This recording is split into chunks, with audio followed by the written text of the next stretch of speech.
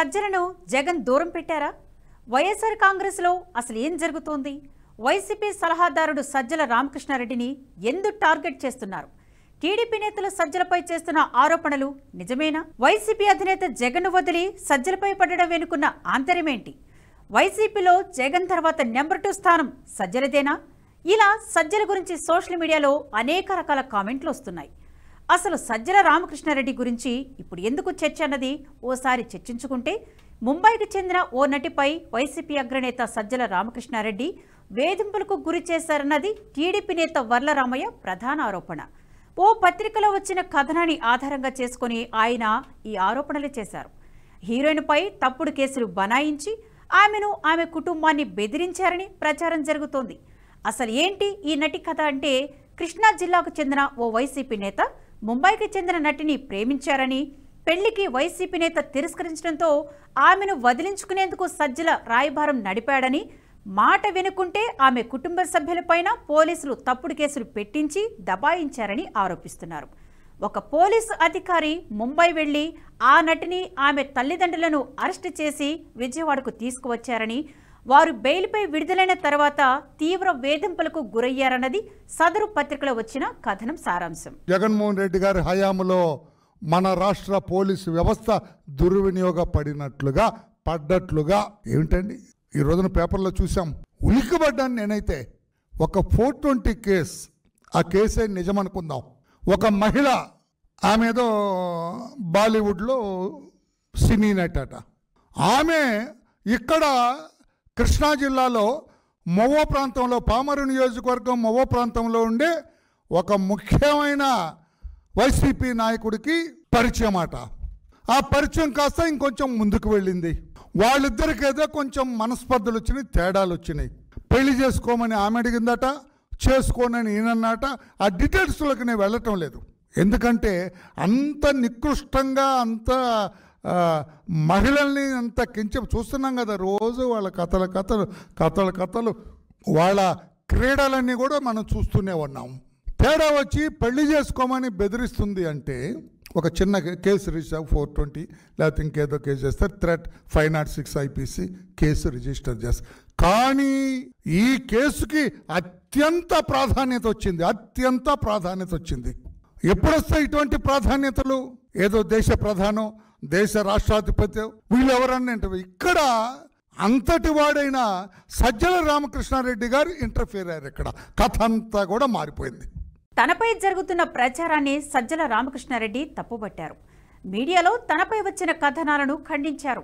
మేనిఫెస్టోలో పేర్కొన్న హామీలను అమలు చేయకపోవడం, రాష్ట్రంలో హింసాత్మక ఘటనలు పెరగడం, హత్యలు, ఆస్తుల విధ్వంసం వంటి పరిణామాల గురించి ప్రజల దృష్టిని మరల్చేందుకు టీడీపీ నాయకత్వంలోని కూటమి ప్రభుత్వం, దాని అనుబంధ మీడియా తప్పుడు ప్రచారం చేస్తోందని మండిపడ్డారు. వైఎస్ఆర్ కాంగ్రెస్ పార్టీ ప్రతిష్టను దెబ్బతీయడం, ఆ పార్టీ నాయకుల వ్యక్తిత్వం హననం లక్ష్యంగా అవాస్తవ కథనాలు రాస్తున్నారని, వాటినే కొంతమంది టీడీపీ నాయకులు వల్లెవేస్తున్నారని విమర్శించారు.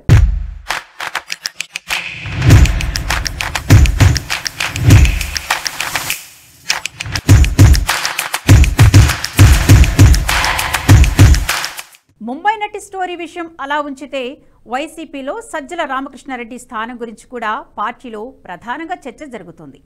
2019 అసెంబ్లీ ఎన్నికల్లో 175 స్థానాలకు వైసీపీకి ఏకంగా 151 స్థానాలు రావడం అప్పట్లో ఓ ప్రభంజనమే. ముఖ్యమంత్రిగా వైఎస్ జగన్ బాధ్యతలు స్వీకరించక ముందు, బాధ్యతలు చేపట్టిన తర్వాత ఒక్కసారిగా సీన్ మొత్తం మారిపోయింది. తాను కష్టకాలంలో ఉన్నప్పుడు, ముఖ్యంగా జైలుకు వెళ్ళినప్పుడు అండగా నిలిచిన వారికి జగన్ ఎలాంటి ప్రాధాన్యత ఇచ్చారన్నది కాదనలేని వాస్తవం. జగన్ పెంచి పోషించిన వారిలో సజ్జల రామకృష్ణారెడ్డి ముఖ్యుడు. 2019 వరకు పెద్దగా జనంలో పేరులేని సజ్జల వైసీపీ అధికారంలోకి వచ్చాక ప్రభుత్వ సలహాదారుగా, కేబినెట్ హోదా కలిగిన నాయకుడిగా ఎదిగారు. కేవలం సలహాదారుడిగానే కాదు, ప్రభుత్వంలోని అన్ని శాఖలను తానే నడిపించిన రోజులు కూడా ఉన్నాయి. అసలు జగన్ రెడ్డి ఎందుకు సజ్జలకు ఇంత ప్రాధాన్యత ఇస్తున్నారనే చర్చ కూడా పార్టీ వర్గాల్లో నడిచింది. దానికి అనేక కారణాలున్నాయి. జగన్ కుటుంబానికి ఆప్తుడిగా, జగన్ రాజకీయాలకి రాకముందు నుంచి వ్యాపారాల్లో నమ్మకస్తుడిగా సజ్జలకు పేరుంది.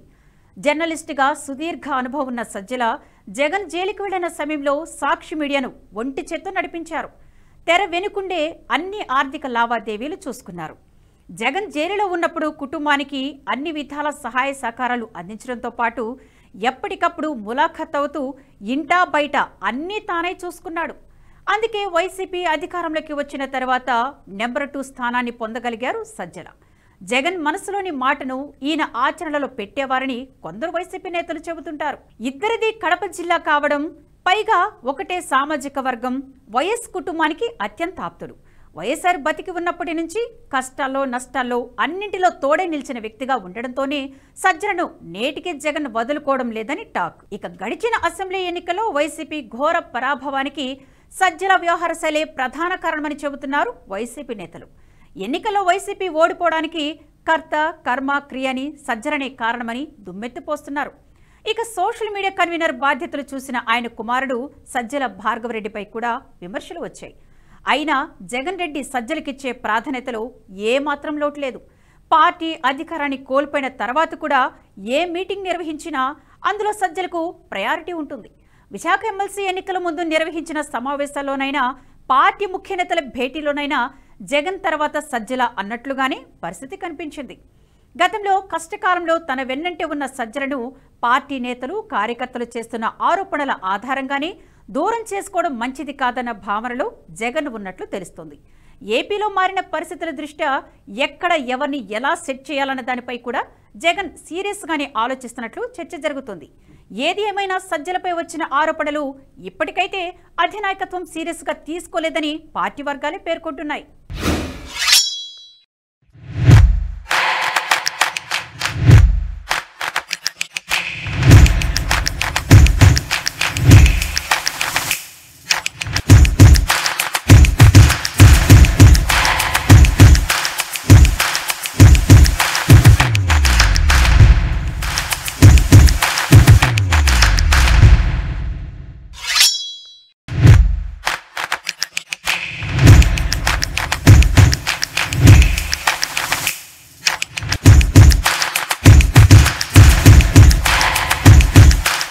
ఈ వీడియో మీకు నచ్చినట్టయితే లైక్ చేయండి, 10 మందికి షేర్ చేయండి. అలాగే కామెంట్ల రూపంలో మీ అభిప్రాయాలను మాతో పంచుకోండి. Nationalist hub group of channels ను సబ్స్క్రైబ్ చేసుకుని తెలుగునాట జాతీయవాద జర్నలిజాన్ని ప్రోత్సహించండి. ఈ వీడియో కింద ఉన్న బెల్ ఐకాన్ పై క్లిక్ చేయడం మర్చిపోవద్దు.